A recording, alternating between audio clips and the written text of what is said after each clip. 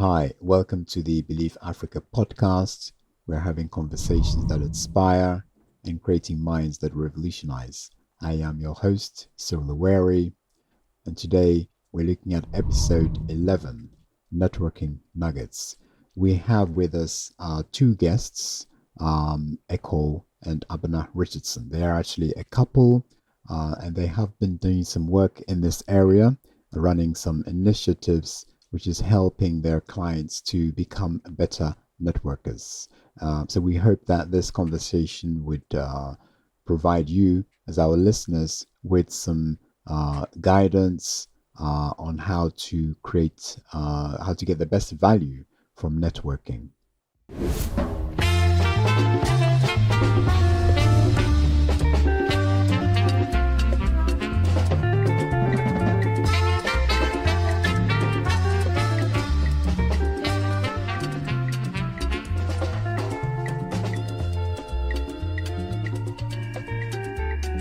Hello, welcome to BelieveAfrica, where we have conversations that inspire and we are helping minds that revolutionize. So today we have our episode is on networking nuggets. So we have two guests, Abena and Ekow, and they're going to introduce themselves. We thank you very much, our listeners, for listening in on this episode. So I'm going to now invite our guests to introduce themselves. Hello, Abena. Hello, Nana. I knew you were going to put me in the deep end. And he was going to do it as well. I'm in the middle and I can feel you guys are actually just saying ladies first. That's right, yeah. We want to give you the honor of the lady. There we go, yeah. It's only the courteous thing to do, isn't it? Exactly. To go ladies first. Exactly. Yeah.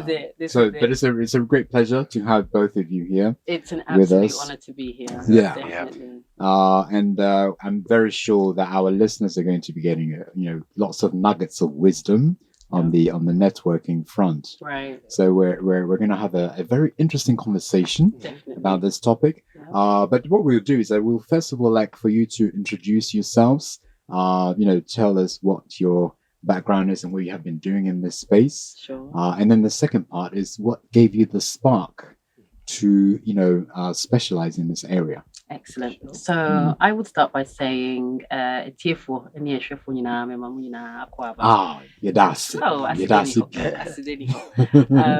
me start by saying, Yes. well done on this initiative of taking the step to revolutionize Africa. I think it's needed. Thank you. So we're here to support that. Yes. And I am Abena, a wife and a mother, Right. and also co-founder of a company called Afro Parenting Village, as well as Destination Africa. Okay. What we do is we provide educational resources that really empower the young African mind. So everything from your financial literacy to human psychology, cryptocurrency, Bitcoin, the lot. And the purpose of doing that is to really shape the mind of the young African. Yes. So that when they're older, they're not codependent or feel that they need that extra or external validation from the outside. Mm-hmm. So we do that. We also have Bodies, which is the Afro Parenting Village, which has about 600 odd people on there. Okay. Reason being, again, to help parents with their children. The way we see it, today's learners are tomorrow's leaders. Yes. What foundation are we giving them to be able to govern us when they're older? Right. Right. So that's the Afro Parenting Village. Mm. We're also just starting a new TV program for GTV, which is specifically for women. Right. But we incorporate everybody to empower the women of tomorrow globally, the diasporans as well Brilliant. as the Africans. Right. So Awesome. this is where we are. Oh, at the you minute. are making a difference then. We're right? trying. Okay. Yeah. So I take it, Ekow, Abena is speaking on your behalf, right? No, we work in tandem, yes. We work in Yes. tandem. Normally he tells me I've missed something out, but yeah. Has you missed anything? This time, other than me introducing myself. So, Yes. I'm Ekow Right. Richardson. Right. Again, husband to Abena. Yes. We have 3 children. Just about to turn 14, 11, and 6. Wonderful. We are Ghanaians who are raised in the UK, but Yes. moved back to Accra, Ghana, about 4, coming up to 5 years ago. Okay. And yeah, we just have a passion to see change and to be part of this renaissance of making our continent the place that we want it to be. Excellent. That's so inspiring. Yes, we need more of you, of course. But the positive thing is that we are seeing more of you actually Absolutely. making a difference in Africa. Yeah. So that's really, really positive. So let's start by defining, for the benefit of our listeners, by defining what effective networking looks like. What does effective networking look like? It's a really good question. And I Yes. think in order for us to move ahead, Yes. in order for us to make any sort of progress, your network is definitely your net worth. Mm. When we first came to Ghana, we realized that for most people to move ahead, a lot of things after acquiring the necessary qualifications was Yes. your network. Mhm. So to actually put that into action, to really find your way around, was to find the right people to be able to connect you Yes. to achieve a goal. Mm. We have individual visions, so to speak, but a lot of it is also collective. Yes. So you need that community support. Mm. And community support comes by in so many different ways. Years back, it takes a village to raise a child. Yes. As an adult, I think we also realize it takes a village to raise an adult. Mm. And nothing is done alone because no man is No, an it's an island. island, absolutely. Yeah. This is it. Yes. So coming together collectively, you find that people have different skill sets, different gifts, experiences, wisdom, and even innovation in our young people. Mm. So you put those together collectively, have one understanding, have one goal, have one shared vision, and that right there is your network. And Right. that's how I think effectively we should be moving forward. Yeah, that sounds like a reasonable definition, Abena. I would say, would you agree that even from a cultural perspective, we do actually network quite well? We You know, do. Yeah, Yes. we're very social people. Yes. We love to, say hello and greet people who we don't greet. It's funny because in the UK, living in a big city, you would get on a train packed with loads of people. And Yeah, you'll say everyone's nothing. minding their Everyone's business. staring out the window, head down in the newspaper right. or a Yeah. book, or Yeah. listening to music and just avoiding each other. Now, in Accra, still a bustling city, Yeah. you'll get somewhere and then you'll greet the old you'll man meet sitting someone. outside. Yes. You have a conversation with the lady who sells you your fruits, Mm. your morning fruits. So, we are a sociable people. Yes. And we love to make these connections. Mm. But then there are making connections and then making effective connections, as you said, yes. that are taking you to a particular place. So That's very that's my definition of it. How effective are those connections? Can you give someone a call and something will happen, or true. do I just know the person for knowing's sake? Yes, So, yes, yeah. And I must admit, I do resonate with that. As you know, I shared this with you that I traveled to Nigeria a few days ago. Yeah. And what I witnessed in Lagos is it's like really, really incredible. Lots of energy and, vibrance. But I recognize that it's everything, a lot of things about who you know. Yeah. Unless you know someone who knows that person that somebody. you're trying to, yes, Yeah, exactly. definitely, Things don't really yeah. move very much. Yeah. And I think in contrast in the UK, there is that networking model, Yeah. but it's kind of it's a closed network, if you like. It's closed. I think to an extent it's closed here as well. So you have like a lot of old boys type network. Yes. So things. it's still present even in this part of the world, right? Yeah. But I think on a wider scale, you boys said something about, us being a sociable people. Yes. With that, but I think we also have to dispel a lot of things that possibly colonization did to us. So when I say that, I mean, I would see you, to say, no, white shirt. No, white shirt. Nah, I saw drinks and then but that's where it ends because I think colonization has actually taught us not to trust one another. So if it's to do with your finances, if it's to do with, if somebody's doing something wrong to you, it's your elders in the village. Yeah. If something isn't going well in your life, I can't share this with this person just in case what I want doesn't go well. So it's almost as though the things that really matter to us, we subcontract that out to somebody who doesn't know us, who doesn't look like us. Yes. And I think that's the breakdown of where our networking could be really effective. Okay, that's a good point, actually, Abena. Yeah, I haven't thought about it from that perspective, how colonial the kind of the mindset, the impact it's had on the kind of mind, isn't it? Yeah. And how that can adversely impact, because we see that even in in the UK, perhaps in the US, where for some reason blacks are not able to interact with each other as they should naturally. Because there's been a breakdown in between. And also I think something to add to the network is, as you said, like in the UK, sometimes systems work better, or in the West, systems work better. So you are not as reliant on your network to get certain things done. That's true too. You're not necessarily reliant on your network to get into a particular position. You can go through aka a channel, which should work for sometimes some simple daily things. We're here even to get sometimes an electricity card. You need to call a friend's friend to expedite it, just to get it to work. There are there's different dynamics to it, isn't there? Yeah, that's true too. There's different dynamics. What do we think are the challenges with networking from our cultural biases perspective? What could make networking difficult, do you think? If we're going to address it from the ground roots, I think networking is actually something that has to be instilled in our children. So our children need to be told that you have a value in self-identity first and foremost. So it's the 5 W's: who am I, what am I, how am I, the who, what, how, when, how. Yes. Is it? Yeah, I'm missing one. Who, what, when, where. And how. And how. Yes. That's it.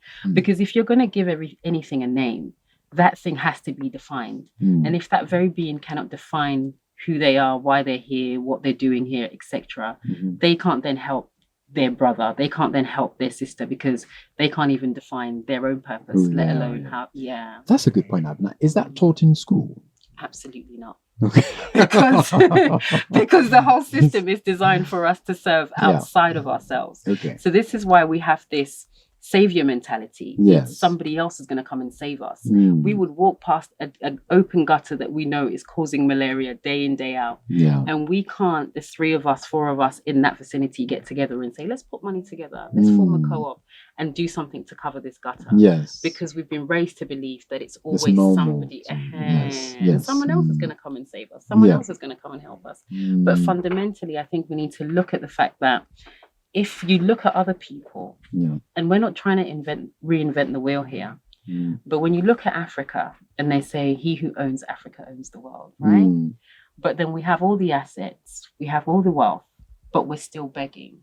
Yes. We have to ask the question, how is it that those who are outside that don't have as much are the ones that we're indebted to? And that's simply because with their children, they instill all these things in them. So I was speaking to a lady yesterday, and she was saying that she used to live in Denmark. Right. They would teach everything in Danish until the children were about 7.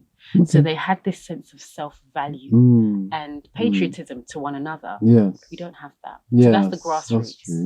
That's true. Yes. But then I think also when we've become adults, it's already been compounded. So there's no help thereafter. Right. So that kind of networking where it's going to be a challenge because 1, you don't know it. 2, your outlook is now somewhere else. You're looking at this one, you're in survival mode. You're trying to save yourself, you're trying to save your family, and that's it. And you don't see that Ubuntu, I am because you are because I am. Yes. And that's what everybody else has, but we don't have that for ourselves. So until we tackle that small problem, we're going to be dealing with the symptoms, but I think we need to get to the grassroots. So it's a mindset issue there, isn't there? Yeah. Stemming from colonization, as you said, perhaps, right? It's interesting. As you're speaking, it reminded me of a group. I remember somebody said in Japan, they have lots of songs when the children are young, where they sing together and they play games, almost like right. And they're games and songs which teach teamwork. Right. And you can't sing the song without somebody else. And between the two, from a very young age, you're building that network. Right. You're building that teamwork. I'll tell you a story. When I was working in the UK, so I used to work in IT, in the finance sector, and there was a guy who was very Cockney, Cockney, mate, you know what I mean? Yes. And one day he got a phone call, and he switched from speaking, he's Cockney, and then he started speaking Greek. Okay. And I remember looking and thinking to myself, Oh, I didn't know you could speak Greek. yeah. And he looked at me and said, "Of course I can." In such a cockney way. Fluid, right? Yeah. Hey, and he said, "You know what? When I went to Greek school every Saturday, Mhm. and my friends, who are my good friends now, Yes. all from Greek school, from a young age, and Right. it made me think Yeah. because I only had a handful of friends who went to Yoruba school. Yes. A Yes. handful that went to Asante Man Yeah. and little associations. There wasn't that structure in place to draw us together to identify, other than maybe religious groups and so on. And all these things play a part in building that network and realizing the importance of it. Yes, in terms of where you belong. Yeah. So the education system could do with some sort of revamping, isn't it? To make sure. Well, we won't go down to that level. Yeah. There's some hope, right? So we let's say that we can somehow revamp it in a way that would help kids. But there's a lot of work to do. I'm not very sure. I can tell. Yeah. But being the positive optimist that I am. Yeah, you are. I can see the positivity. I think we can still do something. It might take a bit more effort. Because our government is not as responsive on this topic. But I think also it's up to us as a people to demand these initiatives, right, within our government. It's quite an important entity, isn't it? It is. To make this happen. So we can see there that for networking to be successful, it's kind of not isolated by itself. We need some areas within the government to be working in a certain way for it to really kind of work effectively. Definitely, as we say, isn't it? Yeah. I think also, and I'm not being pessimistic. I think it's just a case of having things in structure that serve the people. Yes. So when you look at everything, should be looked at analytically to see if what we're doing actually serves us, and if it doesn't, then like you're saying, find a way in whereby we can have a place in the global village, but first and foremost it serves us and our purpose, so that we can have a place on the global village. Because if not, from day dot, you're reading, your first alphabet is in English. Everything that you do is in another language, from maths to science to whatever. Then you go and try to either compete or to work with people who English is their natural language. It's not an even playing field. And everybody else does it according to what serves them. So if we do the same, including history, even if our children see that, Nana did this once, he looks like me, that means I can do it. Ekow Richardson did this, he looks like me, that means I can do it. Then we're moving forward. But if we're continuing in the way that we've been doing it and not necessarily asking questions but receiving the same results, that's when that's true. So I guess as a community, and this is hopefully this is where this starts on this Believe Africa podcast, where listeners are listening to all the insights that you're sharing, and perhaps on our platforms these questions can start to come out, and the whole idea of the podcast is for the conversations to actually grow, right? More people, as many people are talking about it, and so then the realization that actually we do need government intervention. So how do we do that, right? And that's where we can maybe see some actual action. Definitely. Because as you say, we can be a bit complacent and just not actually do much. Problem solution. Just complain. We're very good at complaining. We're very good at that. Doing anything. So we've been talking about networking in general, but what are the practical ways, from your perspective, what are the different ways that young Africans can actually go about networking? For me, I think every business that you see started off in somebody's mind, either in their imagination or their creativity, or just observing that there was a gap. And that's how many people find their niches. And I think also formulating a community is also a niche, because it's creating a platform for people to be able to engage, collaborate, and find answers to to problems. Yes. So one of the things could be starting a community. I think we had a conversation earlier about everything being digitized and technological at the minute. Yes. So starting WhatsApp programs, putting yourselves out there, going to events, making sure that you're networking, you're, connecting with the right people, etc. But even after you've done that, you can go a step further and say, I'm listening to people and people are complaining about the same things all the time. You could be that young diasporan that's come from the UK and people are saying, how do I find this? How do I find that? Start a group, and get people together, get people in there and make it action-based.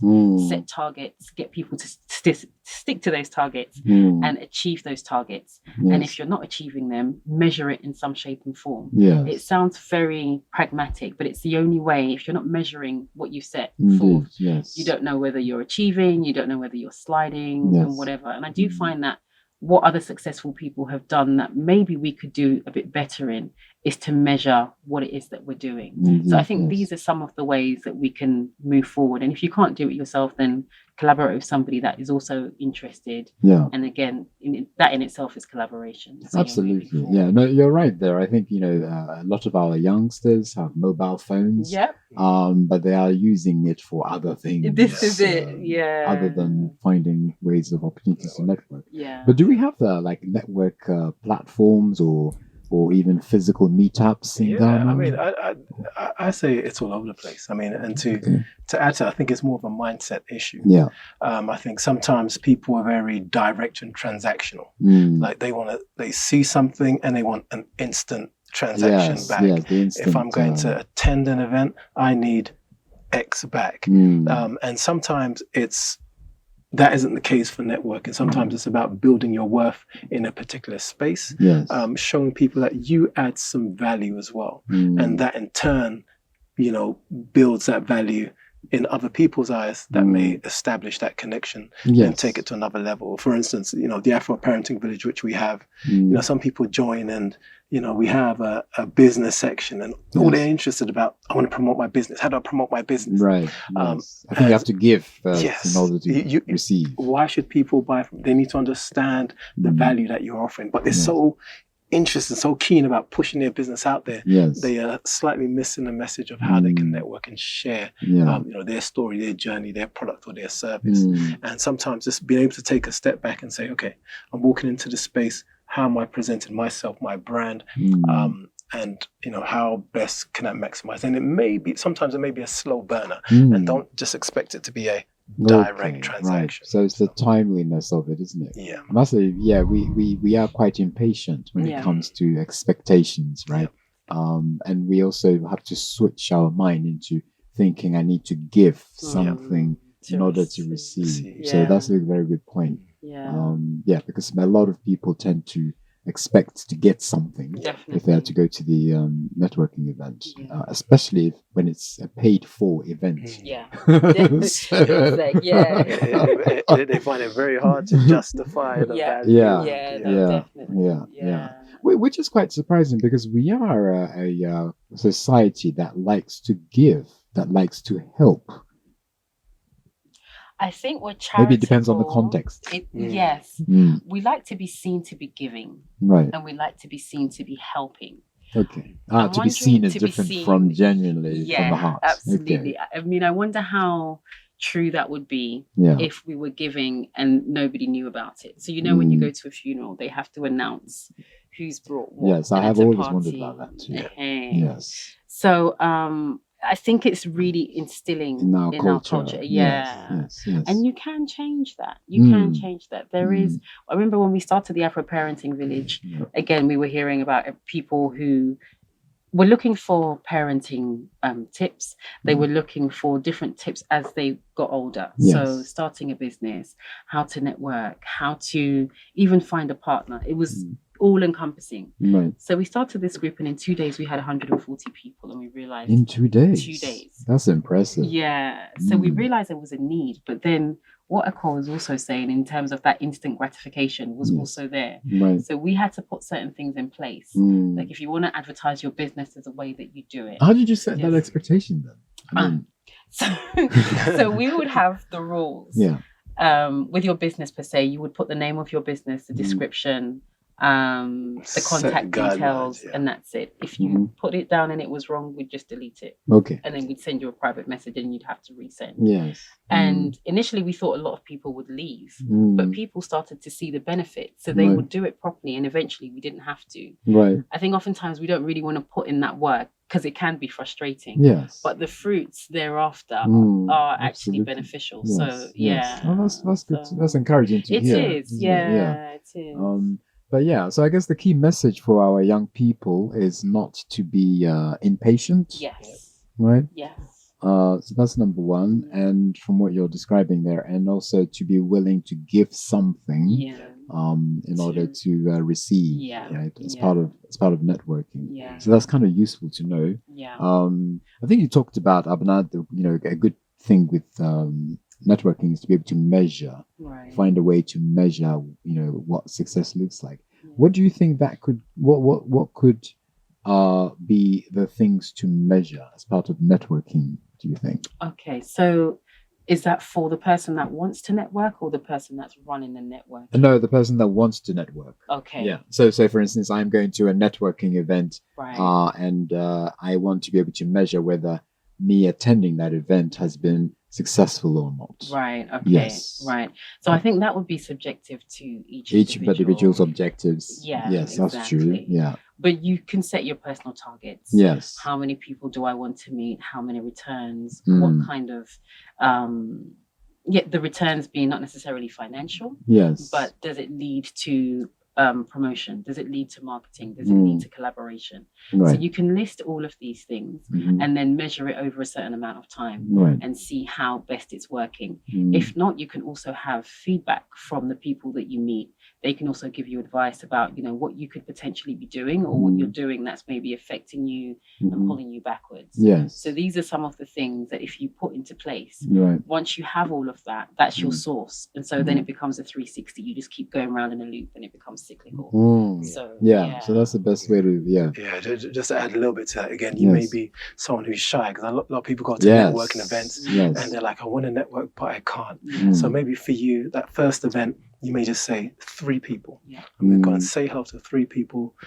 Prepare yourself. Be like, okay, my name is Ekow, and I'm a great illustrator, blah, blah, blah, do this. Come and see my work at XYZ. Yes. And then if you have to drill that in your head in the mirror for 2 hours before you go, do so. And then, speak with 3 people and then, give out your cards. As Abena said, go home. I said, follow up with them. Catch up. How did you find my presentation or our conversation? Because sometimes it can just be a conversation. And then, you make a little tweak. Next time you add a little bit more, you take a bit away. And then you say, next time I'm going to go for 5 people. And then again, do the same thing over and over again. Keep in touch with everyone so that's effective. And as she says, continue to cycle it. And so you mentioned the key word there, which is pitch. And so it's good for as an individual to have like a pitch that you state, isn't it? Where whoever you meet, I think it's like typically how long? I think it's 30 seconds or something. To make a difference, It's like a very short. I go even less. I'll say 2 sentences. Yeah, right. Tell me who you are, what you do in 2 sentences. Right, yes, right. People are so impatient these days. So I'm one of them. But that can be impactful, isn't it? For the person that you're approaching.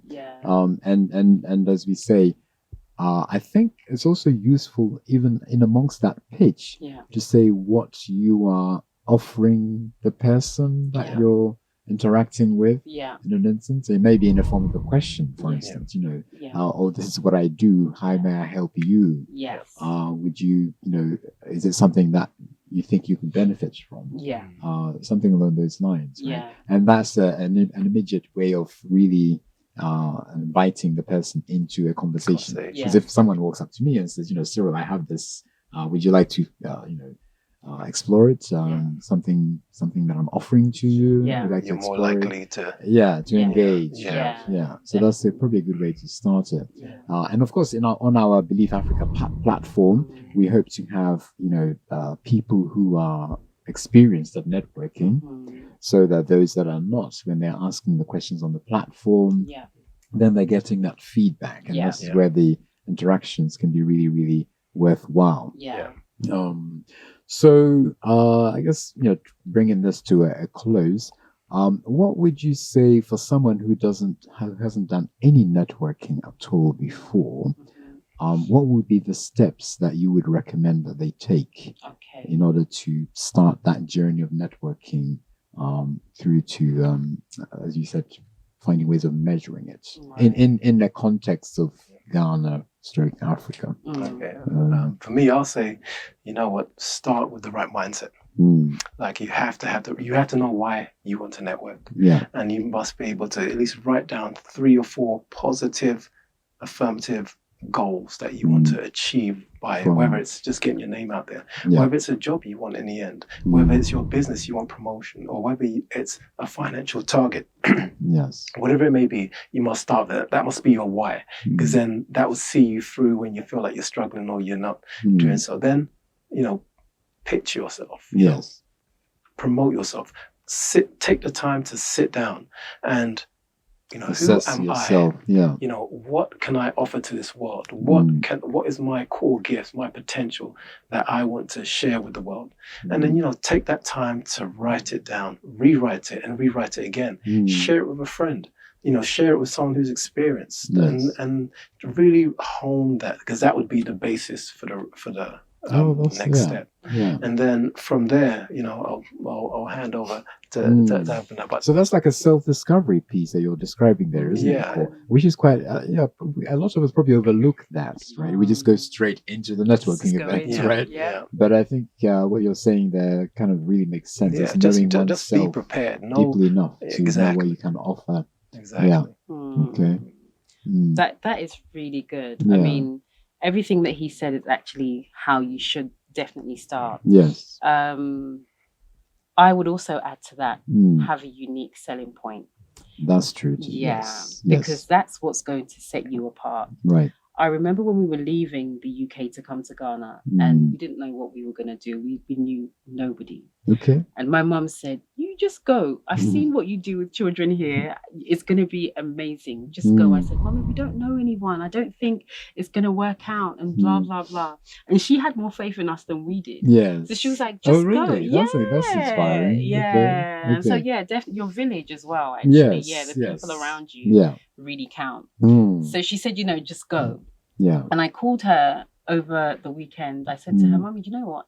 Nana Brown just called me and asked me to host a show that she's doing on Saturday. Okay. Yeah, and she's like, I told you to go to Ghana. I told you you'd get to me. So I was like, Mummy, I don't know.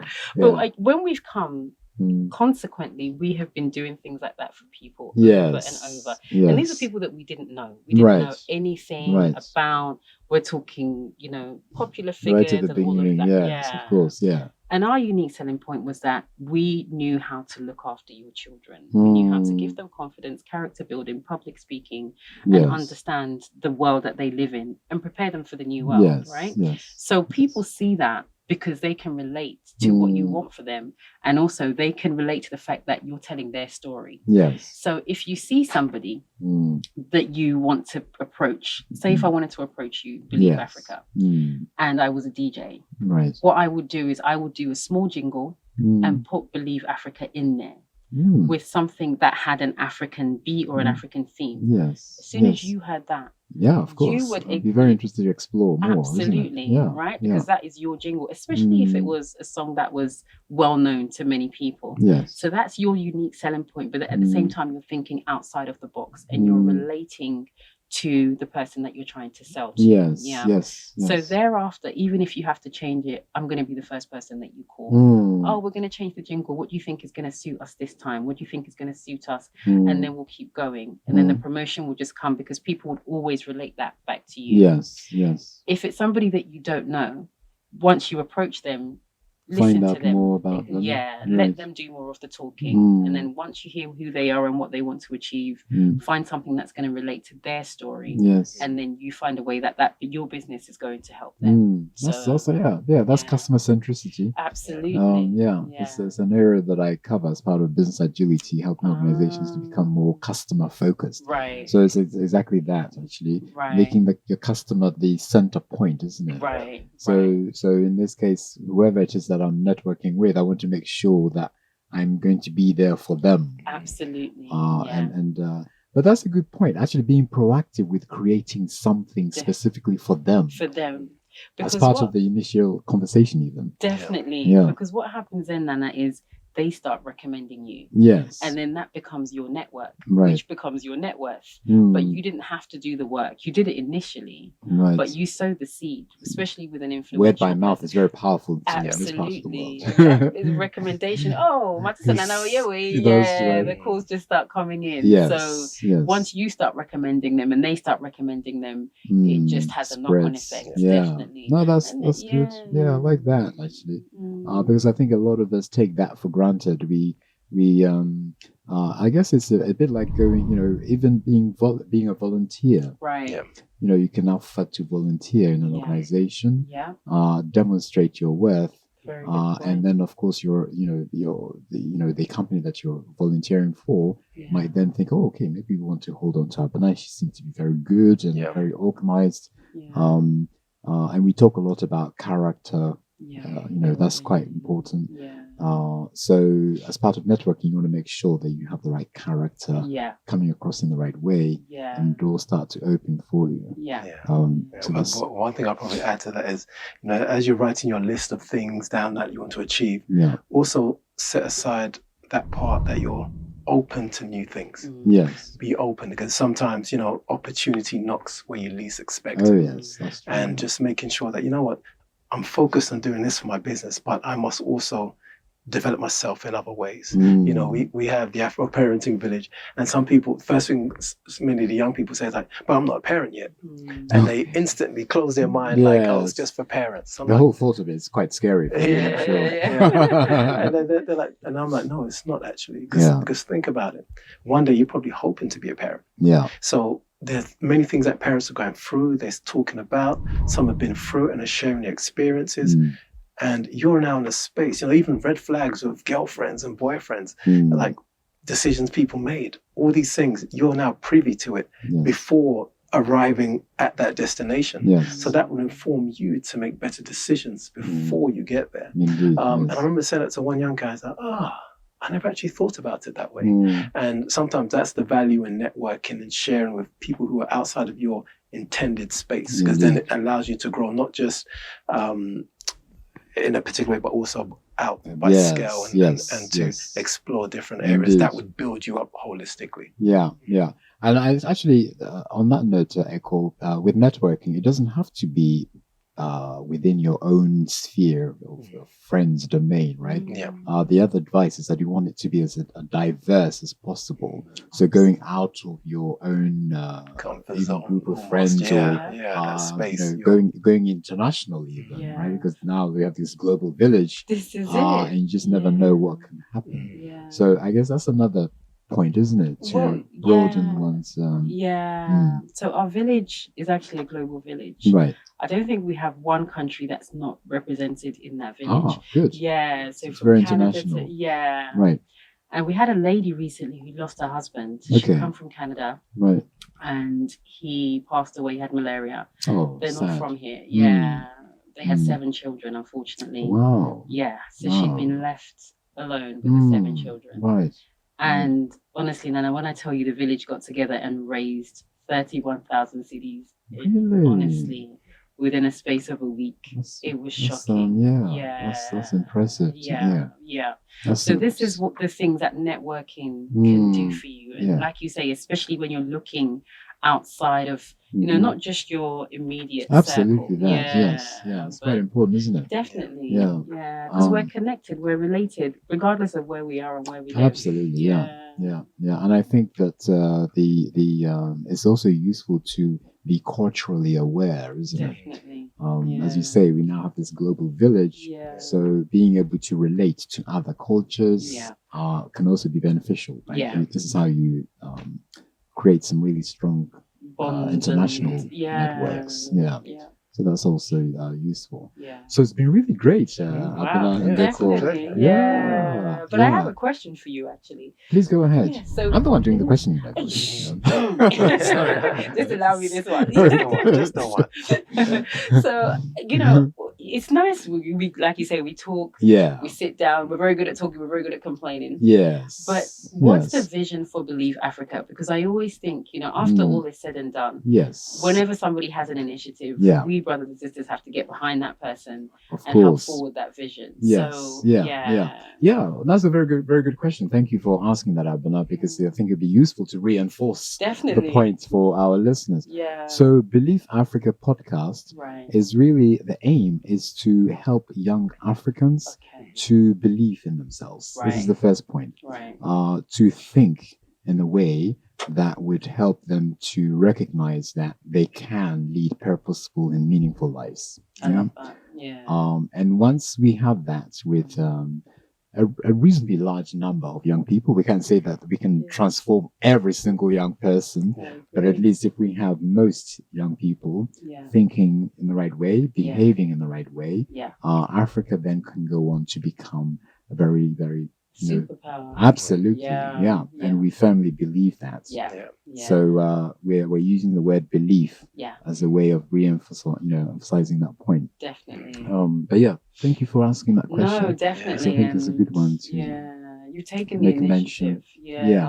So we hope that with the use of technology, this is the wonderful thing about our digital age. Yes. We just need our young people to start to use the mobile phones in a slightly different way.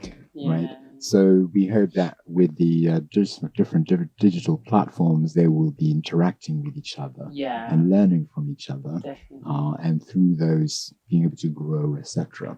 So this is the aim. And it's really awesome that the likes of you are participating in these conversations, because it's really insightful, for our listeners, and hopefully they'll get some takeaways from it. And we're also hoping to follow all this up with some call to action. I was going to say. Yes. Because I think, as we know, we are very used to talking a lot about how wonderful things can be, but not actually putting it into action. And that's something that we're thinking about in terms of what that's going to look like. There might be some programs, some workshops where young people can even get certified after having attended these workshops, so that they are recognized as someone who has embraced the right growth mindset, developed a good character. So there may even be some coaching, some post-workshop coaching, some mentoring. Sky's the limit. Absolutely, and the idea is to connect young people with potential employers. Absolutely. Because it will be surprising to know that there's a lot of employers that are looking for innovative young people. And can't find them. So you're providing a great platform. And there's lots of young people looking for work. So it's like trying to create this that synergy between the two. So sky's the limit, and we're here behind it to support Thank it. You. Thank you, Abena. Yes. Definitely. So thank you again, yourself, Ekow, as well. And I wish you very all the very best with your initiatives as well. They're equally commendable. We appreciate it. So together we're trying to change things for the better. Excellent. We'll do that. Good. So thank you very much for listening. You, our listeners, you are our most important entity for Believe Africa. Please join us for the next episode. And of course, engage with us on our social media platforms, the Spotify podcast, YouTube channels, and Facebook and Instagram. We'll see you the next time.